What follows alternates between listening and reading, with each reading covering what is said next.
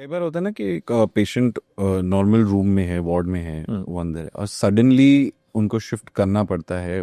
और एक या रेगुलर चेकअप के लिए भी अगर डॉक्टर अपना राउंड ले रहा है और सडनली वो कुछ नोटिस करे, क्योंकि कोई विजिबल उनके पास करेक्ट ये नहीं है साइंस, साइंस पर डॉक्टर को लगता है नहीं, या रिपोर्ट्स में कुछ है, तो ऐसे केसेस भी होते हैं। Yes so there are cases जब हम रूटीन राउंड्स पे जब वार्ड राउंड्स होते हैं फ्लोर राउंड्स होते हैं we notice some parameters which may again be a prediction कि this may get bad.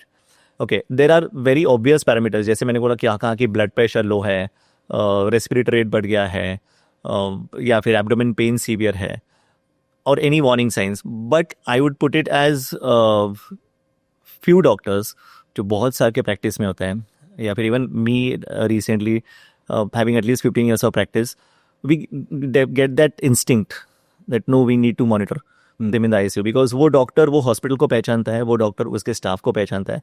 He knows कि ये वाला पेशेंट ऐसे स्टेट में कहाँ पे बेस्ट रहेगा। Okay because for him that doctor his hospital his staff his resources is known better. Okay so उस तरह से वो एक जजमेंट लगा सकते हैं कि no now let us shift him to the ICU for better monitoring, अगर लगता है तो वापस आ सकते हैं। So there are certain very obvious objective parameters and there are subjective decisions as well which we leave it to the discretion of the doctor. Ventilators के बारे में बात करते हैं। वेंटिलेटर्स को समझते हैं बिकॉज आई थिंक सबसे कॉमन चीज़ जो लगती है आईसीयू में वो वेंटिलेटर होता है, क्योंकि सब ये कॉमनली सुनते हैं ना कि पेशेंट वेंटिलेटर पर गया, पेशेंट वेंटिलेटर पर गया। तो वेंटिलेटर एग्जैक्टली कब यूज़ होता है, जैसे आपने बोला ऑक्सीजन का या ट्यूब्स हो या मास्क हो, वेंटिलेटर की कब ज़रूरत पड़ती है? अगर वेंटिलेटर यूज हो रहा है इसका ये मतलब है कि पेशेंट गया, हाँ, या वो लंग्स रिवाइव नहीं हो पाएंगे। एग्जैक्टली वेंटिलेटर होता क्या है, उसका पूरा बताता हूँ। यस सो वेंटिलेटर्स के बारे में बहुत मिथ्स है। ओके एंड ये मिथ्स सोशल मीडिया पे नहीं है, ये हम रोज की प्रैक्टिस में देखते हैं। एंड इतने देखते हैं कि मुझे पता है कि ये पेशेंट को अगर मैं वेंटिलेटर लगाऊं और 2-3 दिन तक लगाऊं तो ये निकल जाएगा, ये बाहर आ जाएगा, I can save his life. But unfortunately in our country the system is so that the decision to put a patient on ventilator is taken by the relatives.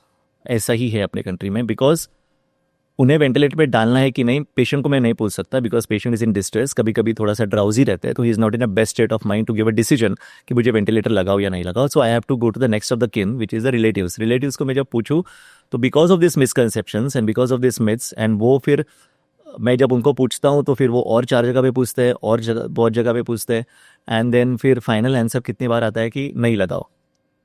And मुझे पता है because we are the experts, we know कि ये बच सकता है and I am not able to save because ये लगाओ। US UK में जाओ ये डिसीजन रिलेटिव्स पे नहीं रहता है, ये डिसीजन डॉक्टर्स पे रहता है। If the doctor feels patient needs a ventilator he puts it on the ventilator. Yes of course he takes relatives को कॉन्फिडेंस में लेके करते हैं, बट रिलेटिव्स की परमिशन के लिए रुकते नहीं है, neither in UK nor in US। Okay because उनको they act in the best faith कि उनको पता है पेशेंट को वेंटिलेटर लगने वाला है, वी आर द एक्सपर्ट, हम लोग करेंगे। हम लोग यहाँ पे IV लगाने से पहले परमिशन लेते हैं क्या? नहीं लेते। सिमिलरली वो है, बट यहाँ पे इंडिया में लेना पड़ता है and then we take permissions. But then many times we feel unfortunate कि नहीं लगा पाए तो नहीं बचा पाए, एंड वहाँ से बहुत सारे केसेस नहीं बचते because then we don't give the best of support to the patient, and then फिर बाकी के सिस्टम्स कोलैप्स हो जाते हैं, जैसे लंग्स एंड अदर कोलैप्स हो गए तो उसके साथ हार्ट किडनी सब कोलैप्स होंगे, because all these organs are a family. There's no situation जहाँ पे without asking the patient's relatives, जहाँ पे डॉक्टर एक डिसीजन ले। ये ये सिचुएशन आता है जब कोड ब्लू एक्टिवेट होता है। Now code blue is a situation where the patient goes into a cardiac arrest, complete cardiac arrest. And अगर कार्डियक अरेस्ट आने से पहले पेशेंट का कोई एडवांस्ड विल प्लान नहीं है, मतलब किसी ने DNR साइन नहीं किया है, मतलब पेशेंट ने खुद ने लिखा नहीं है कि मुझे ऐसा होने पे मुझे रिससिटेट ना करें, मुझे CPR ना दे, तो हम नहीं देते। लेकिन ऐसा लिखा नहीं है तो we go ahead with the protocol where we give him the cardiac chest compressions, we give him the emergency medications, we immediately secure his airway, that is the lungs, with the help of sometimes we do ambu bagging, या मतलब oxygen mask से bag करते हैं उसको, एक pump लेते हैं and immediately when time permits उसमें हम इमीडिएटली उनको वेंटिलेटर पे लेते हैं। So that time is usually 1 to 5 minutes, तो ये 5 मिनट्स में we usually don't take permission for ventilator, we stabilize, we just inform the relative that the cardiac arrest has happened, and as per the world guidelines, advanced cardiac life support guidelines, we are giving complete life support and trying to revive the heart back which has gone into a flat line, जिसको हम arrest बोलते हैं. So heart को flat line लाने के लिए lungs को support करना बहुत ज़रूरी है, फ्लैट लाइन को रिवर्स करने के लिए. So we have to give support to the lungs with help of ventilator. वो एक सिचुएशन है जहाँ पे we don't ask for permission of relatives, we usually put the patient on ventilator immediately. But कभी कभी सिचुएशन ऐसी आती है कि ऑक्सीजन का इंप्रूवमेंट नहीं हो रहा है, patient is sinking down, we have time, then we go and ask relatives कि वेंटिलेटर लगने वाला है. So now your question was what is ventilator. Ventilator मतलब क्या? Ventilation. Ventilation is air going in and out. What we are doing, you and me are now, we are doing negative pressure ventilation. मतलब मैं हवा अंदर खींच रहा हूँ. I am creating a negative pressure inside, so the air from outside is getting sucked through my throat into my lungs, and I'm breathing, right? Okay, so this is I am doing with my power, मेरा strength, and I am pulling it. So this is negative pressure ventilation. जो ventilators आजकल होते हैं, जो box होता है, and उसमें एक पाइप निकलता है, and पाइप हम मुंह में डालते हैं. सो वो वेंटिलेटर से प्रेशर आएगा, एंड वो प्रेशर के साथ एयर आएगा. So that pressure is coming from outside. Now here I am not pulling the air. Patient जब खुद एयर पुल नहीं कर सकता या फिर इतना वीक हो जाता है कि वो एयर खींच के अंदर मेंटेन नहीं कर सकता, या फिर लंग्स के ही प्रॉब्लम हो गए, लंग्स में निमोनिया इतना भर गया है या फिर फ्लूइड इतना भर गया है कि ऑक्सीजन ठीक से अंदर जा नहीं रहा है, that is a time we have to push air. Okay, जब हम नॉर्मल ऑक्सीजन मास्क लगाते हैं तो वो ऑक्सीजन पाइप से आता है एंड वो ऑक्सीजन वहाँ पे जाता है, बट वो प्रेशर नहीं है, सिर्फ वो ऑक्सीजन आ रहा है, वहाँ पे डिफ्यूज हो रहा है. So that oxygen again has to be pulled by the patient. But ये नेगेटिव प्रेशर जब काम नहीं करना है तो क्या करना है? पॉजिटिव प्रेशर देना है, राइट? सिंपल. सो वो मशीन लाओ, मशीन में एक पाइप है, पाइप को मुंह में यहाँ पे रखो. वो एक डालने का तरीका होता है जिसको हम इंट्यूबेशन बोलते हैं. Again it is a skill and an art. So जिसको हम ट्यूब में यहाँ पे पाइप रखते हैं at the top of the windpipe, and वहाँ से वो प्रेशर के साथ ऑक्सीजन डिलीवरी होता है. So ventilator is nothing but giving oxygen with a proper pressure so that उसका खींचने का ज़रूरत ना पड़े एंड उसका वर्क ऑफ ब्रीदिंग थोड़ा सेटल हो जाए एंड उसको रिलीफ मिले.